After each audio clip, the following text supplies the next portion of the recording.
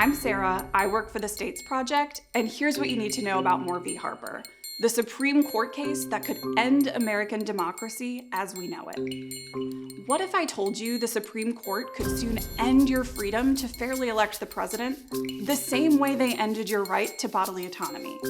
That they could hand state lawmakers total control over federal elections, giving them the power to ignore their own voters and install the candidate of their choice. Sounds like the plot of a movie, right? But it's not. It's exactly what could happen based on how the Supreme Court rules on Moore v. Harper. Let me explain. It's a case that starts in North Carolina, where extremist right-wing state lawmakers are arguing that they have complete unchecked control over federal elections. They're basing their argument on the independent state legislature doctrine, the same fraudulent fringe constitutional theory that Trump attempted to use to overturn the 2020 election. Remember Trump's calls for Pence to send the election results back to the states? This is what he was attempting to pull off. Trump and his allies had identified key states where Republicans held the majority, and he put immense pressure on those state lawmakers to illegally hand him electors that he knew Biden won. So why didn't he succeed? As Republican Arizona House Speaker Rusty Bowers told the January 6th Select Committee, some Republicans refused to go along with Trump's plan because there was no legal ground for them to overturn rightful election results. But Moore v. Harper could change that.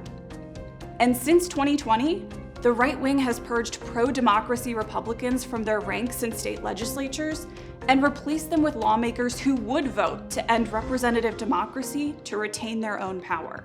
Now, if this feels like another heavy, hopeless headline that's out of your control, this is where I really need you to listen, because there is a path to action.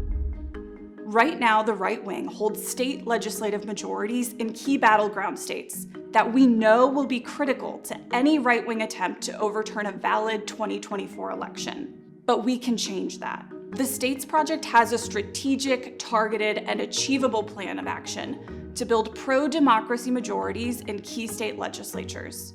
Our ultimate goal is protecting the path to 270 electoral votes, the number of votes needed to uphold rightful, valid election results. Now, this won't be an easy battle to win.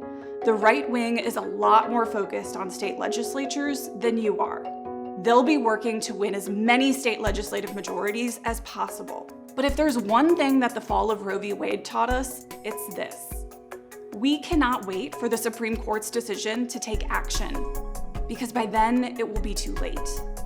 And this time, if the right succeeds in pulling off their plan, it won't just impact those who live in right-wing controlled states.